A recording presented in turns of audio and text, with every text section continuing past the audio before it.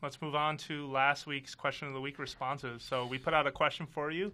I'd also love if Brian and Tim jumped in and weighed in a little bit. Last week we ended up on Metroid, right? Because Donkey Kong Tropical Freeze comes out this Friday. You can read the review on IGN. Gave it a 9.0. Was very happy with it for the most part. But Pear and Fran immediately said, well, now that Donkey Kong's done, you know it's Metroid, right? And so it's like, okay, well then, what do you want to see from the next Metroid game? So we put that question out for folks. And thank you, by the way. Over 500 of you left a comment somewhat pertaining to that issue. So thanks a lot for your feedback. Yeah, if and you want to emails. read other people's comments, just search for NVC and go to the latest article. Yep. Cool. So what do you think? What do you want to see in the next Metroid, Brian? What do I want, or what do I think we're going to see? What do you Both. want? What do you want, and what do you think we're going to get? We're going to see? So I don't think we'll ever see another Metroid Prime game. I don't think Nintendo will ever, or anyone will ever make another first-person perspective Metroid. Really? Wow. And I really think that they made three and a half of those. Yeah. Why do you think that? Because I think that by the time the second and the third, and really the third one came out, they were so far behind the public perception of what a first-person game should carry with it, that simply just making a single-player focused game like that, and then people look at it and they go, well, where's the online? Where's the multiplayer? Mm-hmm. Like, how long's the campaign? What kind of versus modes do you have? But their approach is different, but that doesn't necessarily mean it's that distant from it. I mean, it's more of an adventure for them, not to classify it as an adventure game. I know. Sure. No, we don't have to get into that. Yeah, but I mean, how many, like, what was the last... I'll put it this way. The last first-person shooter game that came out that didn't have multiplayer, that was single-player focused, was Bioshock. Yeah. And Irrational is closed. And it sold almost 5 million copies. Like, yeah, I mean, that game was a successful game, though. Yeah. But yeah, there's definitely, I mean, we've heard this from a couple of third parties. When you put multiplayer mode on the box, your game will sell better. Yep. Like, they all believe that, and so Nintendo believed that too, right? Yeah. Metroid Prime 2 had a multiplayer mode. And Hunters. And that was, when you talk to them, it was not because they felt like creatively they had to have that. It was so that it can be on the box and more people... Yeah, half of the Metroid Prime games have had multiplayer of some sort. Yeah. Which is pretty crazy. But on the flip side, there are still these juggernaut first-person games that succeed, like your Elder Scrolls Skyrim. Like in the RPG genre, it works. Even those guys, though, they let you switch back and forth between third-person and first-person because they're probably unsure as well. And Well, Nintendo's so big on multiplayer these days, though. I can't imagine them not having it. They're so big on local multiplayer. Yes. Still. Yes. Like, so the one thing, though, about every first-person game is that the main character usually is a cipher, right? Like, I've played every Call of Duty game.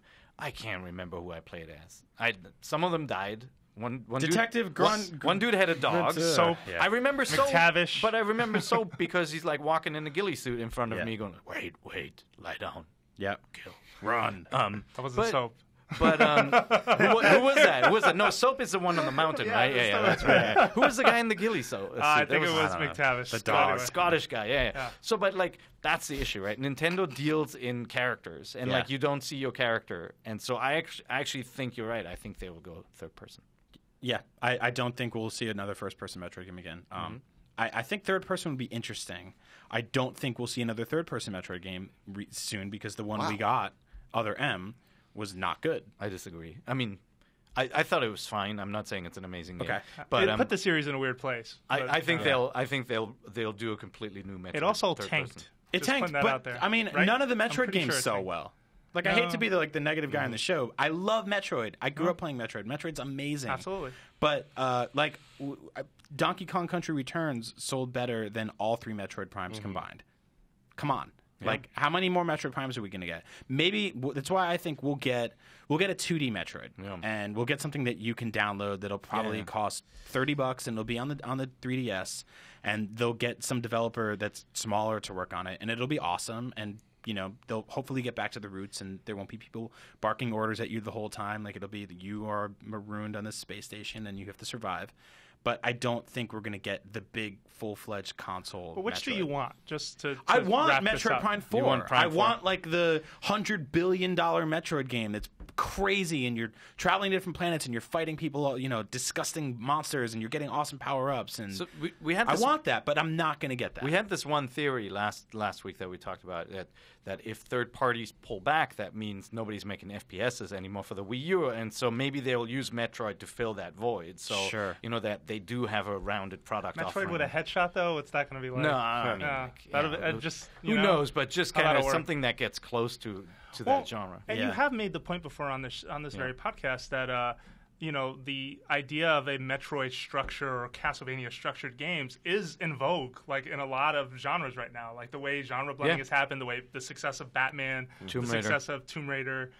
There have been instances where this sort of craft and design of having tools that you'll eventually open up the world makes games really cool, and people like them. So it's just a matter of finding the right idea. I mean, if like at E3 it was announced that like Rocksteady was working on a third-person Metroid game, like I would shed a man tear because that would make me so Damn. happy. Like That sounds awesome. in space, and it's like third Man person, and it's same thing. You're fighting big bosses, and Yeah. you're traveling around the world and traversing environments, and you're looking at areas you can't get into yet, but you get into later. Like that sounds perfect for the franchise. That would It's be a great. perfect team to do it. Yeah. But I mean, so many things have to come together for that to happen, and you Yeah. need a console that has An a- install base? An I install I mean, base. and Like, didn't they already do Batman on Wii U? Yeah, and they it did. Didn't work out Yeah. too well. yeah, Well, they got a Batman game that was critically successful a year later. Yeah. So there's that to consider. Yeah. right. All right, Tim, what about you? What do you think we're going to see from the next Metroid? I mean, I'm almost on the opposite of you, but you've convinced me otherwise. But Damn you, before Altano. you said that, like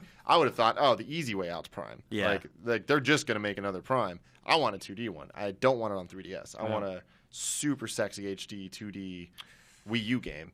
But yeah, that's not gonna happen. Yeah. Like it'll either be a downloadable title, which I'm not against. I would love that, or I think it will be a Prime or some sort of third person like. The next step of Other M, just without the missteps, hopefully. Yeah. I Other M had so many good little ideas, and Yeah. it was just fundamentally the controls were so stupid. Like Yes. turning the Wii Yeah. remote sideways, all that. It's just like I love the it was dodge, like they the were last second dodge they had there. Really good. Sorry, not to cut you off. No, it's they cool. were Yeah. just forcing a control scheme on it that the game just wasn't made for. Yeah. right? Like I will say if we never get the Wii U console Metroid Prime 4 that has gamepad scanning, and that never happens. That's two ships passing in the night. We talked about this last week, though. I don't want a lot of scanning. Oh, you don't? Yeah, no. I think they need to cut back on that stuff. It was really annoying to me in Metroid Prime 3 to walk into a room and I'm like, oh my god, there's like 30 things to scan in here. Well, then Jesus they need to Christ. figure out a new way to tell the story then, because they told the story through scanning logs, and if that's not good, then they have to tell the story like they did. Well, I in don't think Other it's not M, good. I but just think using everything. cutscenes. No, I don't think it's not good. I just think reservation, like cut back on some of that stuff. Honor, respect my time. our issue was pausing to tell you the story rather than like scanning something while you're walking by and getting like this lock-on thing, and then it's Sure. like